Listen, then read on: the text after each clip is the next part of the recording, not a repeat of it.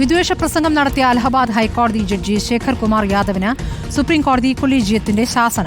ജുഡീഷ്യറിക്ക് കളങ്കമുണ്ടാക്കിയെന്നാണ് വിമർശനം. യാദവിനെതിരെ കൊളീജിയം തുടർ നടപടിക്ക് ശുപാർശ ചെയ്തേക്കും. വിശ്വ ഹിന്ദു പരിഷത്ത് സംഘടിപ്പിച്ച പരിപാടിയിൽ പങ്കെടുത്ത ശേഖർ കുമാർ യാദവ് നടത്തിയ പരാമർശം വിവാദമാവുകയായിരുന്നു. ഭൂരിപക്ഷമുള്ളവർ രാജ്യം ഭരിക്കുമെന്നായിരുന്നു യാദവിന്റെ പരാമർശം. പി ആർ സുനിൽ വിവരങ്ങളുമായി. സുനിൽ, ഇപ്പോൾ ശേഖർ കുമാർ യാദവിന് ശാസനയാണ് കൊളീജിയത്തിന്റെ ഭാഗത്തുണ്ടായിരിക്കുന്നത്.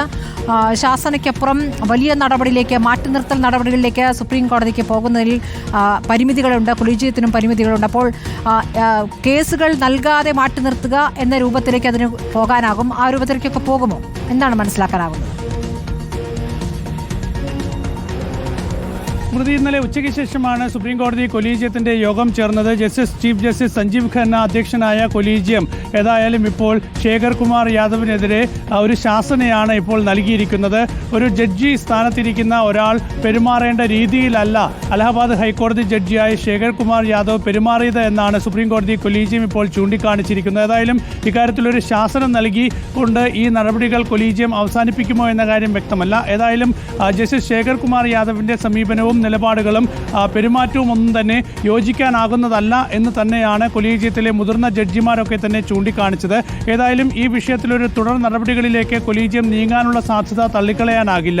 തീർച്ചയായും ജസ്റ്റിസ് ശേഖർ കുമാർ യാദവിനെതിരെ എന്ത് നടപടി വേണം എന്ന കാര്യത്തിലൊരു ശുപാർശ ഒരുപക്ഷെ കേന്ദ്ര സർക്കാരിന് കൊളീജിയം നൽകാനുള്ള സാധ്യതയുണ്ട്. ഏതായാലും കേന്ദ്ര സർക്കാർ അതിന്മേൽ എന്ത് നടപടി ഒരുപക്ഷെ അങ്ങനെ കൊളീജിയം നൽകിയാൽ എടുക്കും എന്നതും വളരെ പ്രധാനപ്പെട്ട വിഷയമാണ്. കാരണം സർക്കാരിനെ അനുകൂലിച്ച് നടത്തിയ ഒരു പരാമർശമാണ്. ഏതായാലും പ്രതിപക്ഷ പാർട്ടികൾ ജസ്റ്റിസ് ശേഖർ കുമാർ യാദവിനെതിരെ ഇംപീച്ച്മെന്റ് നോട്ടീസ് പാർലമെന്റിന്റെ ഇരുസഭകളിലും നൽകിയിട്ടുണ്ട്. ഏതായാലും അങ്ങനെ പ്രതിപക്ഷം രാഷ്ട്രീയമായി ഈ വിഷയത്തിൽ നീക്കം നടത്തുന്ന ഒരു സാഹചര്യത്തിൽ വളരെ കരുതലോടെ തന്നെയായിരിക്കും ഇക്കാര്യങ്ങളിൽ കേന്ദ്ര സർക്കാരിന്റെ തീരുമാനം വരിക. ഏതായാലും കൊളീജിയം ഇക്കാര്യത്തിൽ ഇപ്പോൾ ജസ്റ്റിസ് ശേഖർ കുമാർ യാദവിന്റെ നടപടി അംഗീകരിക്കാനാകാത്തതാണ്. ജുഡീഷ്യറിക്ക് തന്നെ വലിയ കളങ്കമുണ്ടാക്കിയ ഒരു നടപടിയാണ് ജസ്റ്റിസ് ശേഖർ കുമാർ യാദവിന്റെ ഭാഗത്തു നിന്ന് ഉണ്ടായത് എന്ന് തന്നെയാണ് കൊളീജിയം ഇപ്പോൾ വ്യക്തമാക്കിയിരിക്കുന്നത്.